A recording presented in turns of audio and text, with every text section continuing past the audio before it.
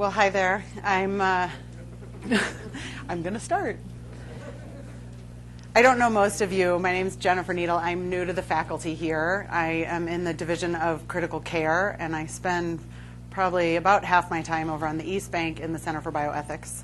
And I came here from Portland, Oregon in September, so I'm new and getting to know people, but wanted to talk to you a little bit today about my area of research and my area of interest, which is in end-of-life decision-making from the physician perspective, and a new area of research that I am now exploring, looking at the influence of uncertainty on how physicians make decisions. And contrary to popular opinion, you won't leave here knowing whether or not you make good decisions. I think you might just leave here asking more about how to make better decisions. Because Sam Gupta's not here, but we've known each other for a really long time, and Sam always tells me that this is the fluffy stuff that makes people think. So usually we have good conversations, so I'll kind of get through what is actually a very narrative topic so that we can have some conversation at the end. One thing I want to talk about are just the factors that we know from research that affect physician end-of-life decision-making, and then talk about how uncertainty often rears its ugly head in both our behavior and our practice, and then talk about heuristics. And if you don't know what heuristics are now, hopefully you will by the end of the talk. It's my goal every time I give a talk is to make it so that people get at least one question right on Jeopardy when they watch it at night. So it'll be about heuristics and how heuristics play a role in influencing decision-making in medicine and in life in general. So it would be ideal if we all went into medicine as a completely blank slate. We walked in through those halls. We were taught everything we needed to know about science and human interaction, and we came out and we knew exactly how to take care of every patient. But the reality is that who we are as people, I really believe, affects how we take care of patients a lot more than what we learn in medical school. That there are factors inherent to who we are that determines what specialty we go into, how we communicate with patients, how we manage patient death and illness. And there's also then the matter of how we're taught things. So if you come from an institution that finds it very important to teach you ethics and communication skills, you will likely come out on the other end a very different doctor than one that is very focused on didactics.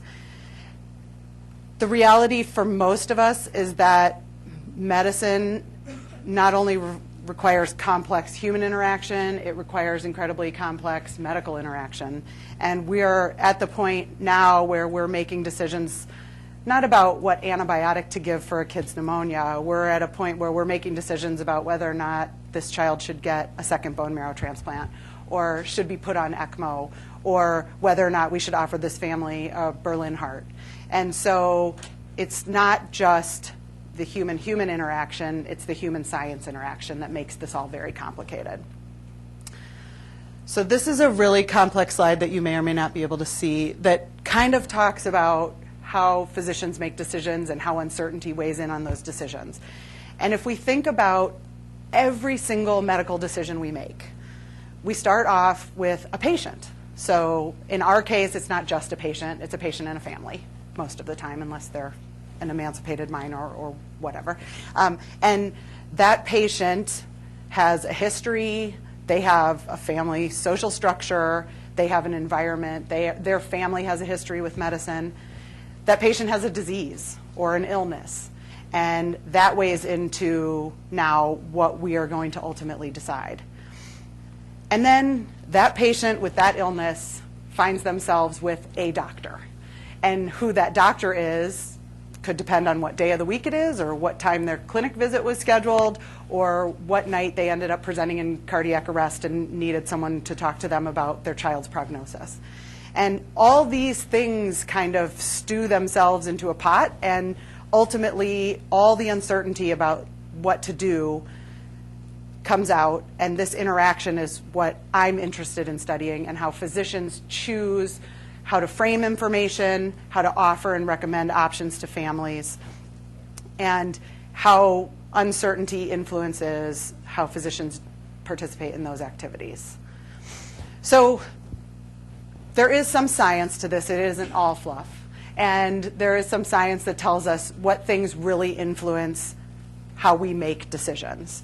And the first, I think, we would all agree is that we really care about what the child and the family ultimately want. And if we look at studies, and this is a really old study, but I think if we replicated it today, we would find the same results.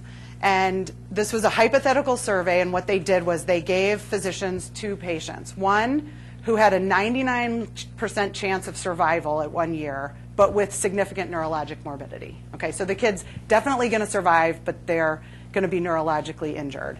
And then the other patient had a less than 1% chance of survival, but if they survived, they would be in completely normal shape.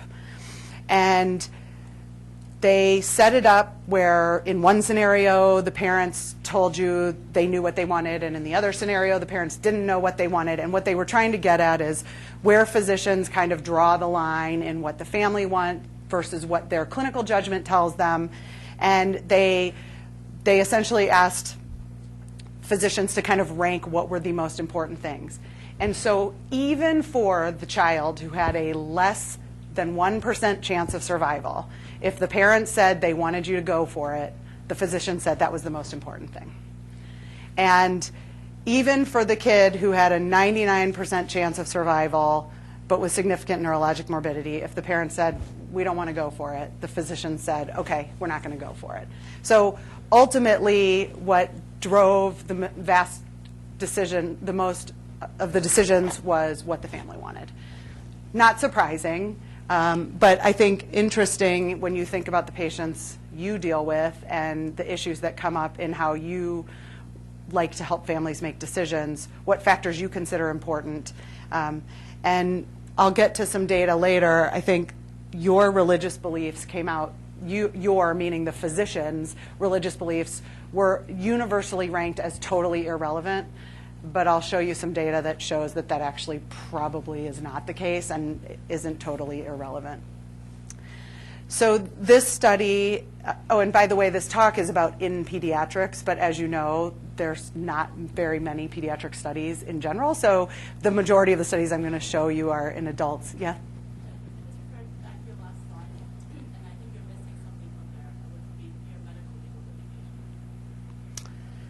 Yeah, so they didn't ask that, but yeah, I think it's a relevant question. So this study looked at religion and asked physicians, the part I'm going to present right now is not about the religious part, but asking physicians what they thought to be the most important factors. And the majority thought that the patient's wishes and values were the most important thing. But interestingly, they also, 3/4 of them also thought that the physician's own judgment should be as relevant as the patient's wishes. So I think we can all say that the patient family wishes are the most important thing, but in reality, that may not always be the case. Certainly, the consequences of our decisions play a role. My most recent work looked at how physicians' own personal end-of-life preferences influenced the decisions they made for families and patients. And essentially what I found and what this study from the Lancet, which is 20 years old now, found is that if the decision you're offering or recommending to families results in death, physicians are much less likely to be comfortable offering and recommending that option. And what we looked at was this was a hypothetical scenario of a 2-year-old child in a motor vehicle accident who had a cervical spinal cord transection, so would be trach vent dependent. And whether or not physicians thought it was acceptable to offer trach and whether they thought it was acceptable to offer not traching. And essentially, everyone thought it was acceptable to offer the trach. But when you ask people to say whether they would say to the family, it would be okay if you chose not to put a tracheostomy in your child, people started to get really uncomfortable with that idea. And I think if you reflect on your experiences, it makes sense. And this study from the Lancet was, so this was a hypothetical scenario that couldn't get any easier, right? They present you with a terminally ill, comatose patient who has an advance directive, who has family supporting the advance directive. So this, to me, is the slam dunk. The patient didn't want this, the family doesn't want it, and the question was, how comfortable are you withdrawing life-sustaining treatment? And the majority of people said that they would only feel comfortable withdrawing life-sustaining treatment if it would result in death within minutes to hours. That if they were withdrawing life-sustaining treatment that would take days for the patient to die from it, they weren't comfortable with it. So the consequences of the decisions we make about withdrawing life-sustaining treatment probably influence the decisions we make and discuss with families. And as I talked about before, we looked at personal preferences of physicians. So we asked people, if you had a terminal illness and continuing treatment for your terminal illness meant you would be in condition A, B, C, D, and we looked at things like you would be in a wheelchair, you would require dialysis, you would require 24-hour care, all the way to the other end of you would not recognize your friends or family. So from the relatively more physical morbidity questions to the really significant needing 24-hour care, in intractable pain, not recognizing your friends and family.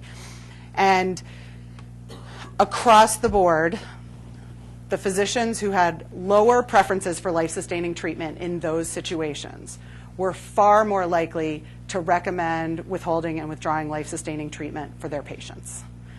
And the converse was also true. So if you wanted intensive therapies for yourself at the end of life, you were far more likely to recommend them to the parents of your patients.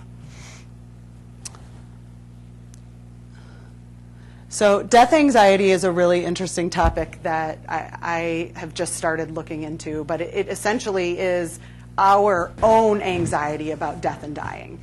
So this study of neonatologists in New Zealand and Australia looked at physicians' own personal death anxiety and then asked them what their level of comfort was with, as they described it, hastening patients' deaths with analgesia and sedation. So patients who were terminally ill neonates, were they comfortable with the idea of hastening death with analgesia and sedation? So obviously we know that that is not an acceptable ethical practice, but their goal was to get at asking people, if you are afraid of dying, does that make you afraid of your patient dying? And essentially what they found was that physicians that had higher fear of the dying process were far more likely to hasten the deaths of their patients because of their own personal belief that the death process was bad. They looked at it in adults. So this is in an oncology clinic. Doctors, nurses, and social workers, if they had higher death anxiety, they were far less likely to reveal a prognosis to a patient, and they were far less likely to engage in advanced care planning and referrals to palliative care. So if you have death anxiety and you yourself deny death, you are probably more likely to deny it to your patients.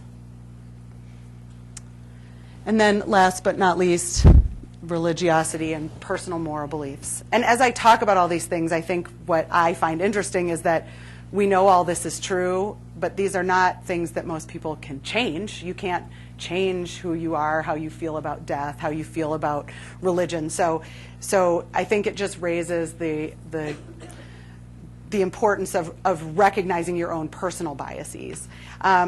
So this study looked at religious motivation. And so religious motivation is different than religiosity or spirituality. Religious motivation is defined by things like, I seek God's comfort in my daily life, or religious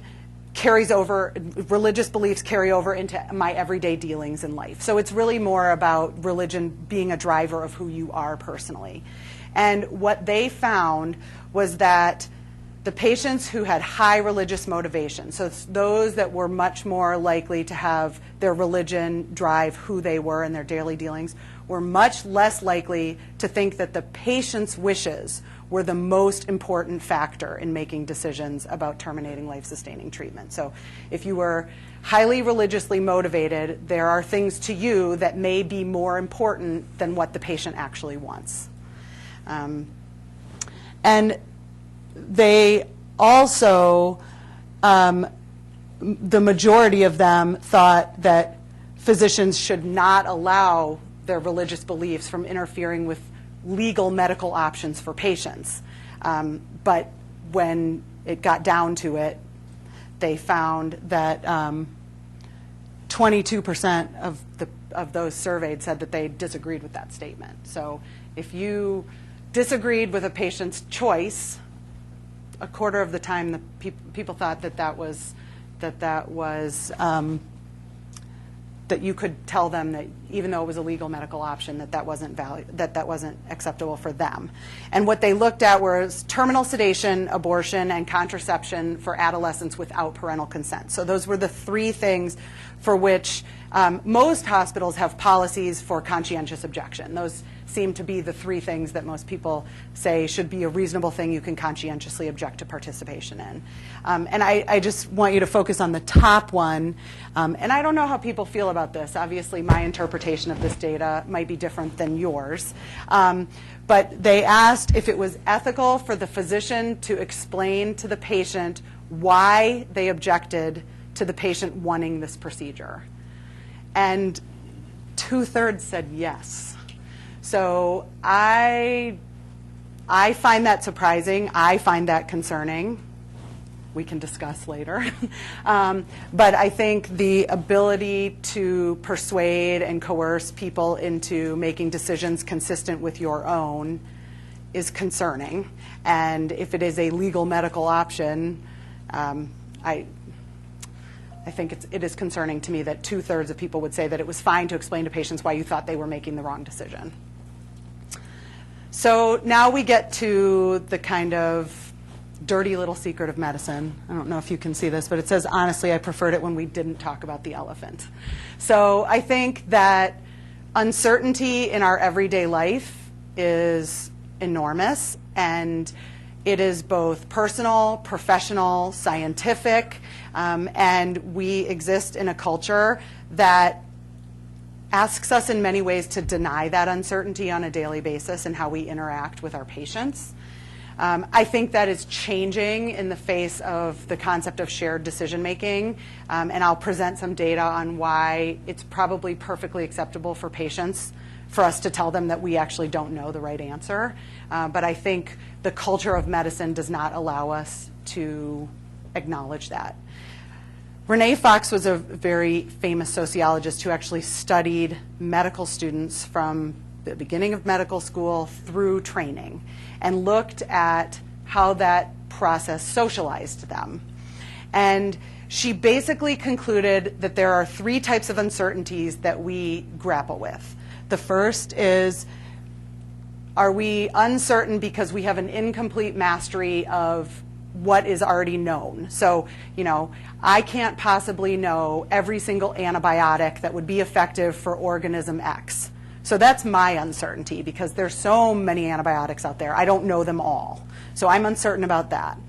There's also uncertainty about medical knowledge itself. So there's also uncertainty about this organism that we don't know which antibiotics work for it. So that's another type of uncertainty we have to deal with.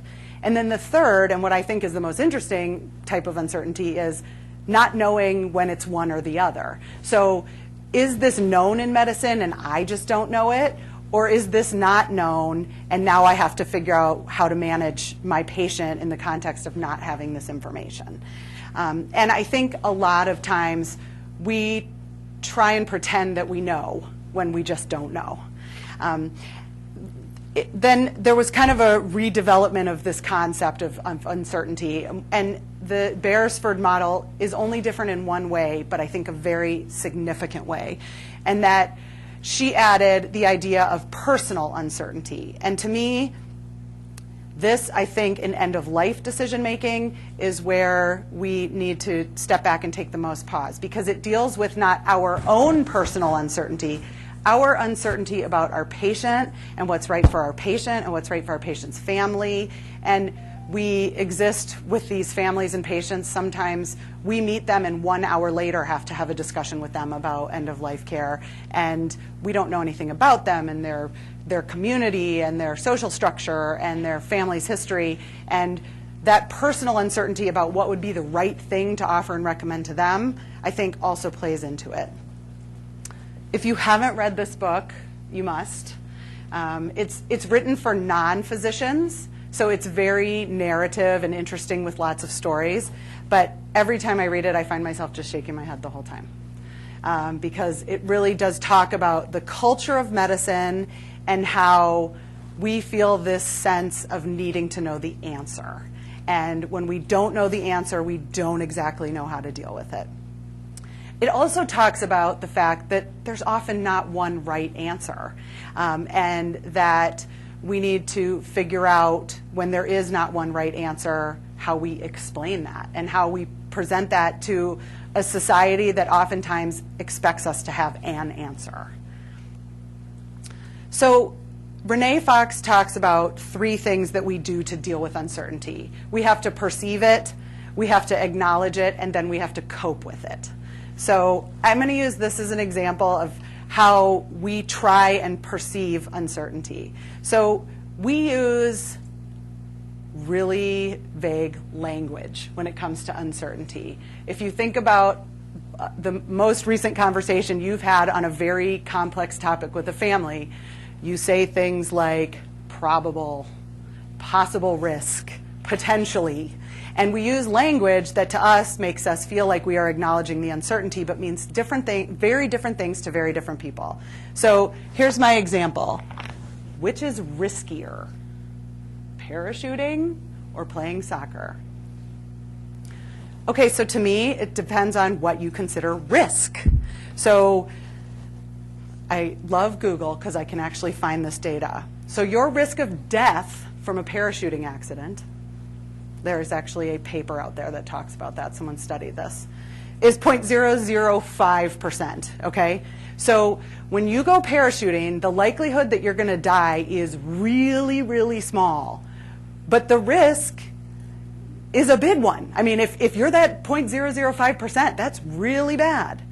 So it's very unlikely that you're gonna die when you play soccer. But there are over 4 million visits to emergency rooms every single year from people who injure themselves playing soccer. So do you consider risk being injured, or do you consider risk dying? And which is more frequent? So I think perceiving the uncertainty depends on how we define the words that we use. Acknowledging it, rational people could make an argument on either side of this coin, and the data are all over the place about whether or not acknowledging uncertainty is a good thing or a bad thing for patients. People worry that if you don't, that acknowledging uncertainty is really respecting patient autonomy. You are telling them, here are the options, I'm not sure what the right answer is, and you need to ultimately make that decision. And so that is the most respectful of patient autonomy. But does it reduce patients' trust in you if you say, I don't know the answer? There are conflicting studies. So some studies, there's a study of breast cancer when patients are presented with 2 options and there's not certainty about which one would be better. This particular study showed that actually patients had negative decision-making satisfaction when physicians presented the uncertainty. So then there are studies that say that it empowers trust between patient and physician. So I don't think we know the role of acknowledging uncertainty in our interactions with patients, but I think that it's important to recognize that there's probably not one right or wrong way to do it. This is a fantastic study that looked at surrogates of critically ill patients in ICUs, adult ICUs. These patients were all mechanically ventilated and had Apache scores that implied about a 50% risk of mortality. So it could go either way. It was a coin toss. And between the 3rd and 5th day of that patient's hospitalization, they interviewed the surrogates and asked them how they wanted to hear uncertainty presented to them. And the results of this study actually showed that people want you to acknowledge the uncertainty, because if you don't acknowledge the uncertainty and something bad happens, they feel like they kind of got hit out of left field and they don't know, they didn't necessarily make the right decision. This was a qualitative study, so as you know, qualitative data is analyzed in a narrative way. There's not percentages. But what came out were these themes, that families thought that prognostic uncertainty was unavoidable and acceptable. So I think that's encouraging to know that most people recognize that there's not always going to be a right answer, that doctors really are the only ones who could probably give them a good prognosis, an estimate of prognosis for their families. If you prognosticate that their loved one might die, it allows them to prepare for bereavement. It helps them make decisions, and that it does foster trust between family and physician. So this study to me implies that we probably should be more open with discussing the concept of uncertainty. Again, another old study, and I'm curious if people think that this is true.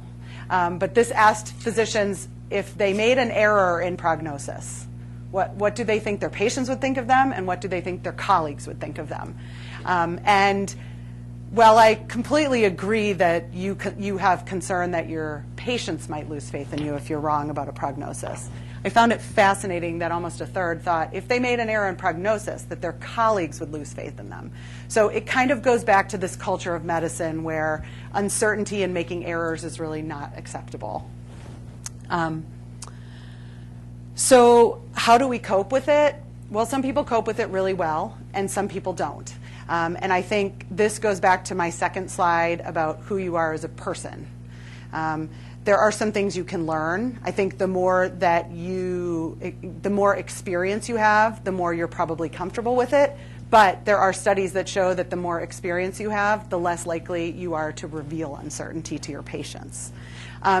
No surprise that women are more uncomfortable with uncertainty, that women physicians are more uncomfortable with uncertainty than male physicians. I guess I shouldn't say no surprise. I mean, I think women in life have to deal with uncertainties that men don't, and vice versa. But trainees also are more uncomfortable and have more anxiety when it is related to uncertainty than those who have been doing it longer.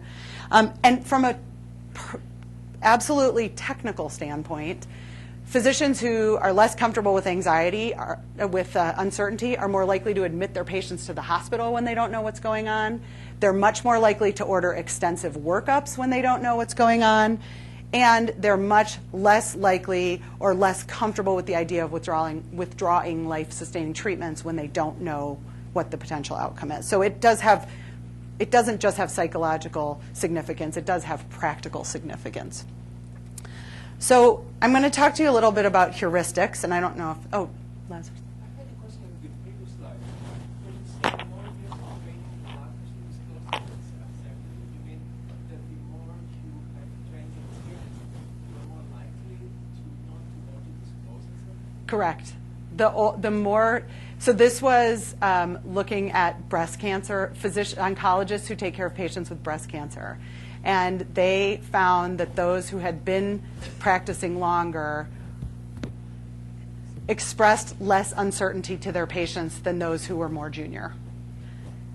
I can say that they found completely the opposite. Men and women, for example. I think, so this is a study, and I think we could probably do this again and find something absolutely opposite, because I actually tend to agree with you. I think the more experience you have, the more you recognize that there is not certainty, and that you learn a manner of communicating uncertainty, and that it's okay to exist.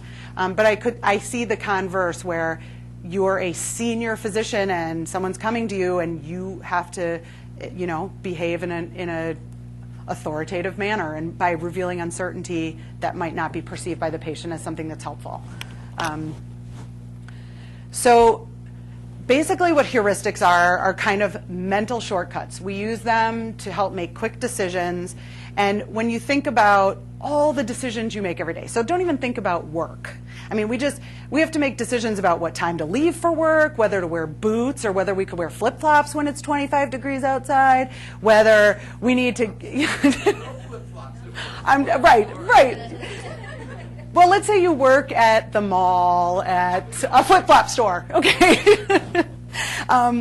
But we use heuristics to make quick decisions for things that we don't have the time to really analyze every day. And so it helps us make good decisions, but can lead to bias in our decision making.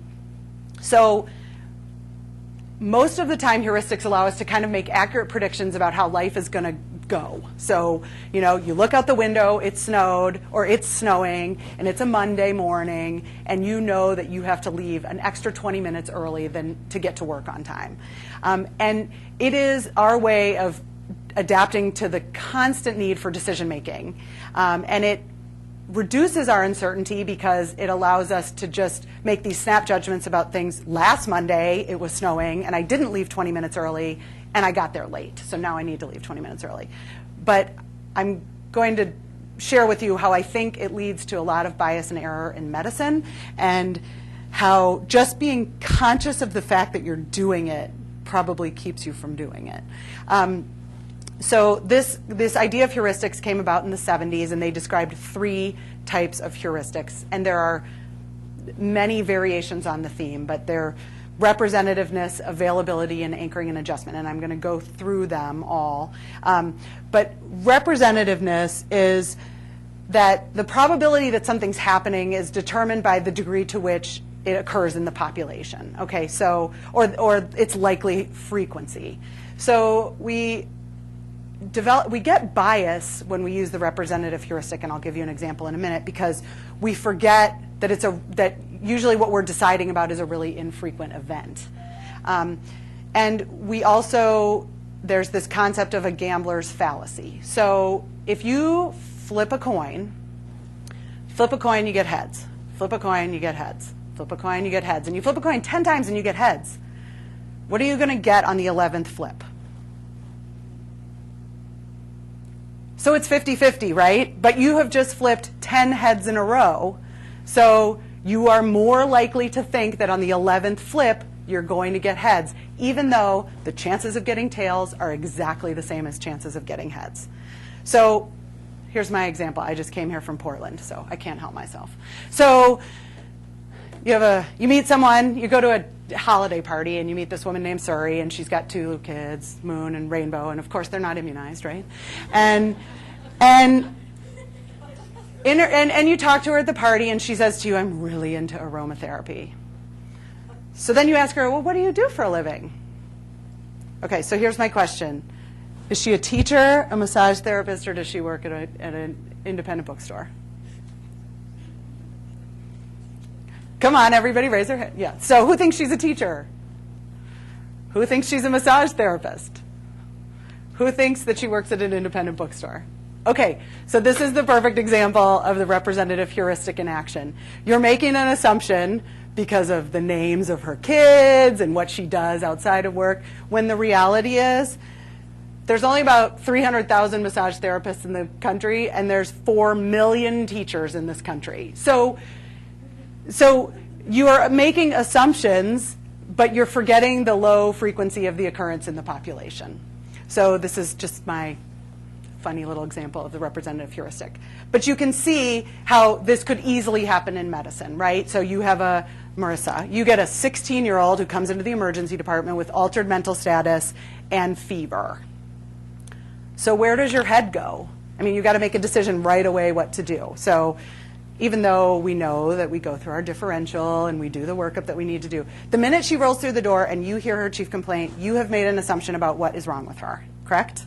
Right. So she's a 16-year-old with altered mental status and fever. So we probably want to think that she's got some infectious cause of her altered mental status, when the reality is far more 16-year-olds come into the emergency department with altered mental status from an ingestion than meningitis.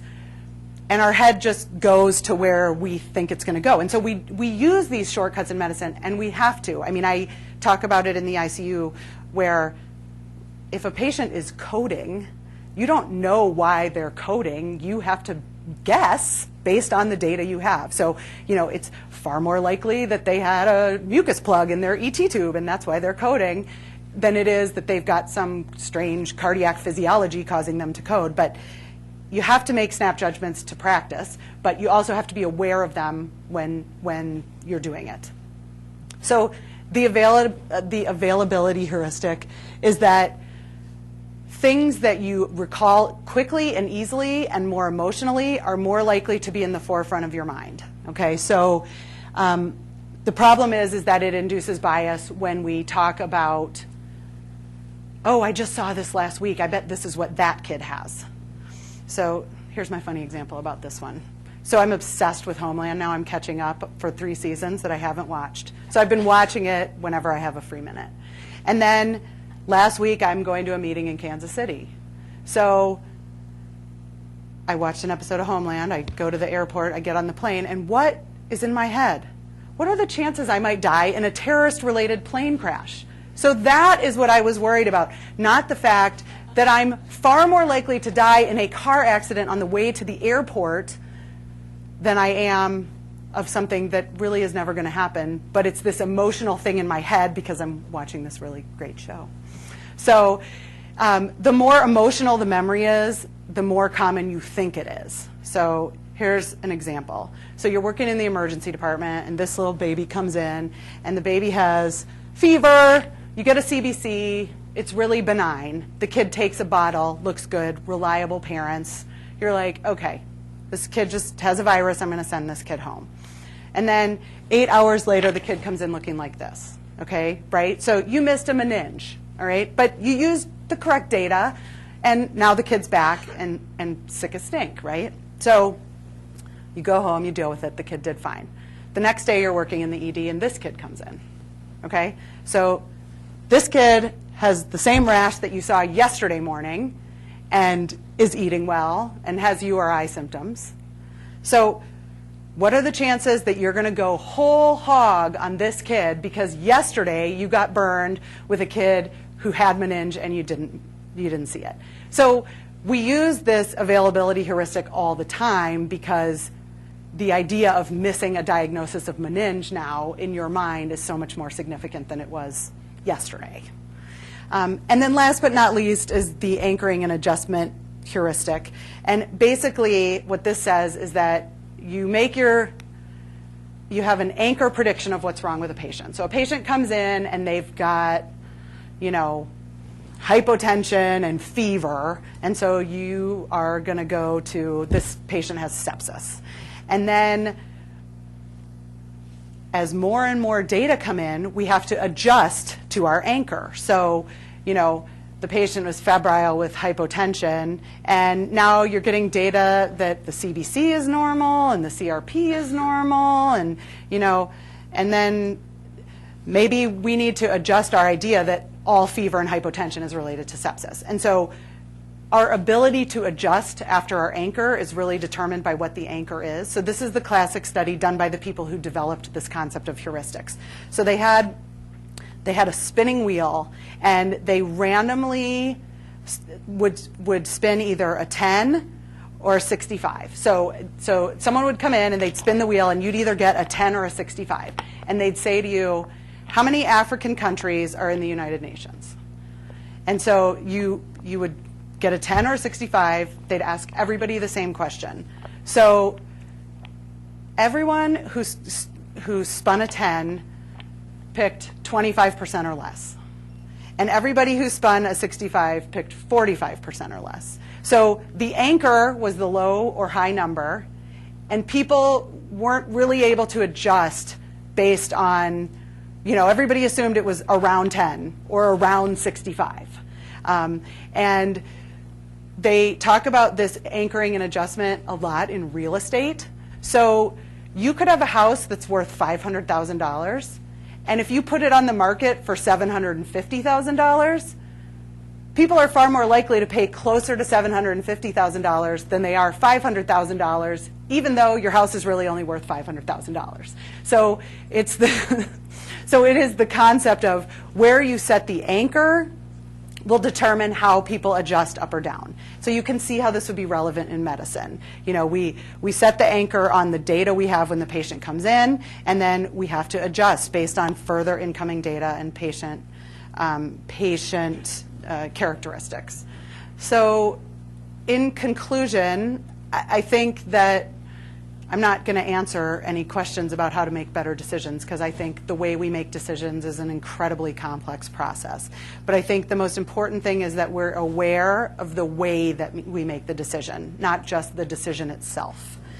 And I think that it's really important to develop a level of comfort, especially for people that are early in their careers, develop a level of comfort with acknowledging uncertainty, both to yourselves and your colleagues, but also to your patients.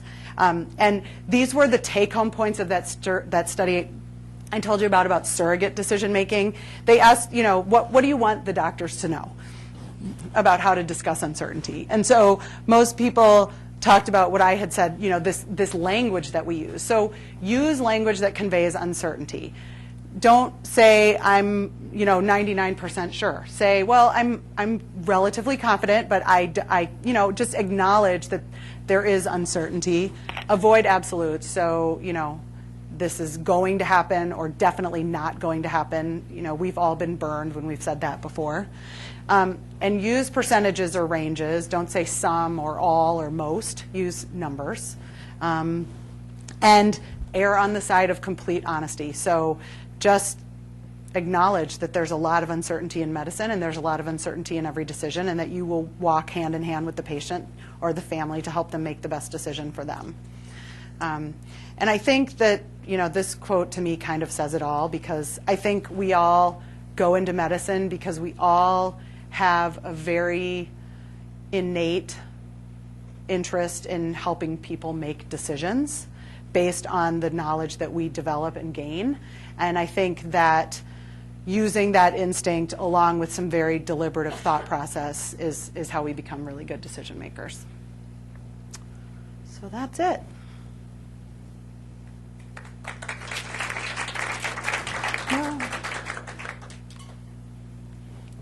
Joe.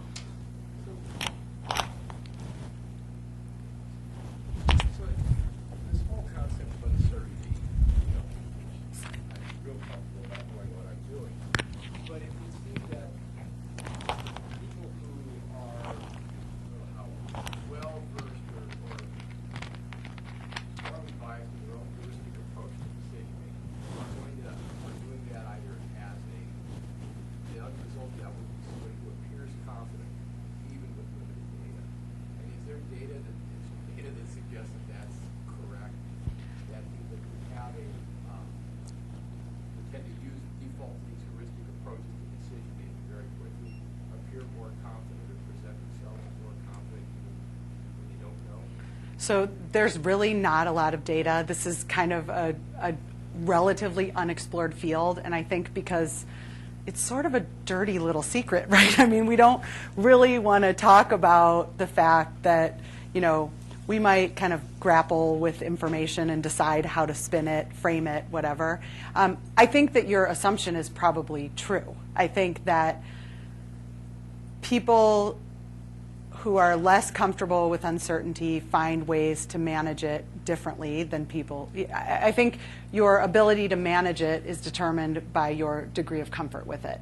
And so that's what I'm going to be looking at. There actually is a scale called Physicians' Anxiety Related to Uncertainty, and it was developed in the 90s. And it's actually, I should have put a slide, it's got really interesting questions. I mean, just when you read it, you think, I've never really thought about that. But I'm going to be looking at that in relation to how physicians make decisions about really uncertain areas, specifically neurologic injury in critically ill kids. So the answer is I don't think there's any data out there. How much does personality kind of matter? Years ago, I went to one of these leadership training things. We had to take some kind of inventory and put us all in corners of an auditorium, depending on what color you were or shade of you were on the rainbow. And one guy ended up in the corner all by himself. Which, if you knew him a little bit, you believed he belonged. I was going to say, what did he do? Yeah, for a living. I'm not going to tell you, because people would know what he does. I wasn't here. But it just seems that a lot of that degree is just determined by personality. Yep.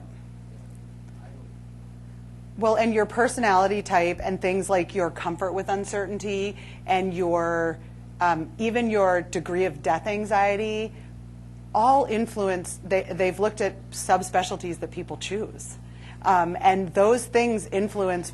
If they look at medical students, they can pretty accurately predict based on some of those scales what specialties people are going to choose. Pediatricians would have a lower high level of death anxiety.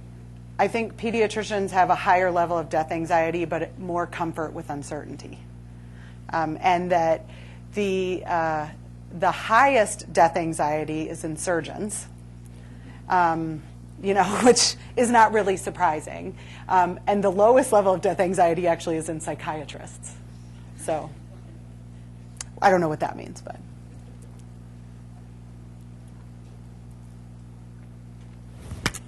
All right. Well, thanks.